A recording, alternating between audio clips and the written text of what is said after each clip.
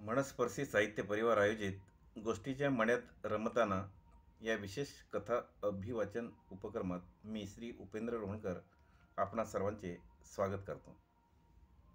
कथेचं नाव आहे कष्टाचं चीज. लेखक आहेत डॉक्टर अशोक माडी.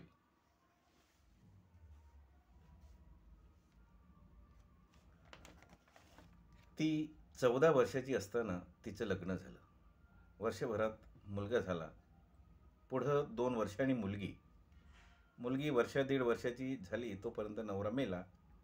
आकाश डोक्यावर कोसळलं. काही वर्ष अशीच गेली. आजा आजी विधवा आई याच्या जीवावर काही दिवस काढले सासरमध्येच राहून. एक दिवस आजा म्हणाला, चल तुला घरी नेतो, आयुष्यभर सांभाळतो. हिच्या डोक्यात विचार आला, आजा आजी आपले मामाही आपला, पण मामीचं काय? आई एक विधवा झाल्यापासून माहेरीच राहते, आपणही तिथंच जायचं. म्हातारपणी आजावर आणखी ओझं वाढवायचं. ती गेली नाही. मुलगी शाळेत जाऊ लागली आणि ही बाहेर पडली. अजूनही पोर सौदा. घरी 2 लहान मुलं आणि ही. मोठं माणूस नाहीच. त्यामुळं हिची बुद्धीही पोरासारखीच.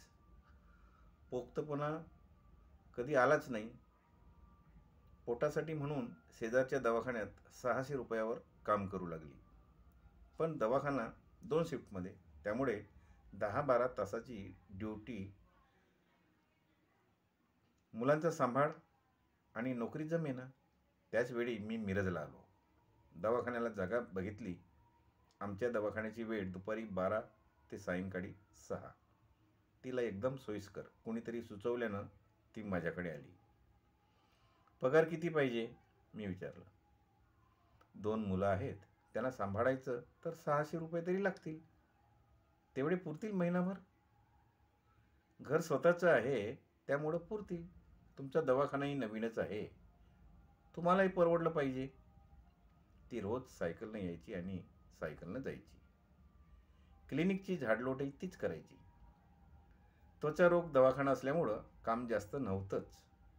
रिसेप्शनचं तेवढं काम, कधीमधी प्रोसिजर. वर्षभर गेलं.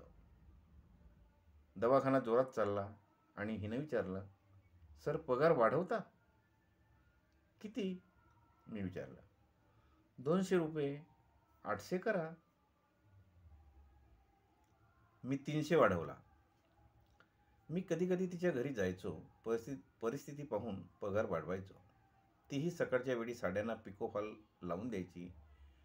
ब्लाऊज, लेडीज ड्रेस शिवायची. पुढं तिनं घरच्या घरी साड्या विकायचा उद्योग सुरू केला.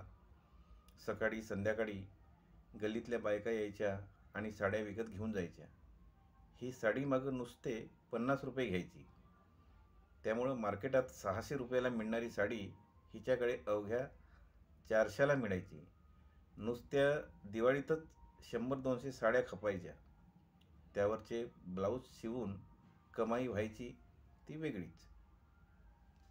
तिनं एक नवी कोरी गाडी घेतली, दुचाकी.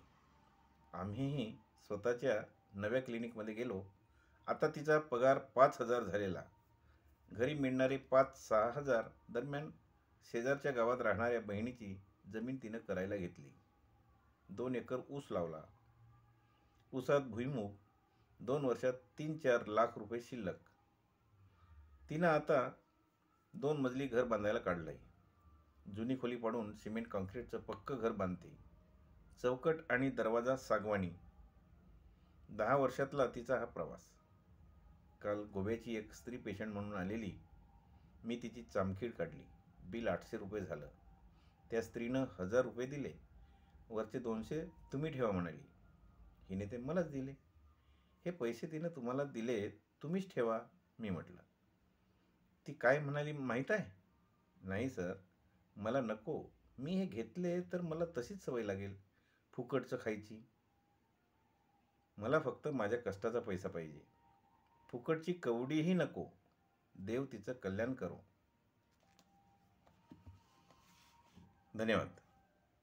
आपल्याला ही कथा कशी वाटली? व्हिडिओ आवडल्यास मनस्पर्शीच्या यूट्यूब चॅनलला नक्की सबस्क्राईब करा.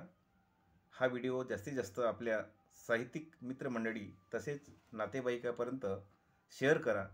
व्हिडिओला लाईक करायला विसरू नका आणि आपल्या सुस्पष्ट प्रतिक्रिया कॉमेंट बॉक्समध्ये नक्की द्या.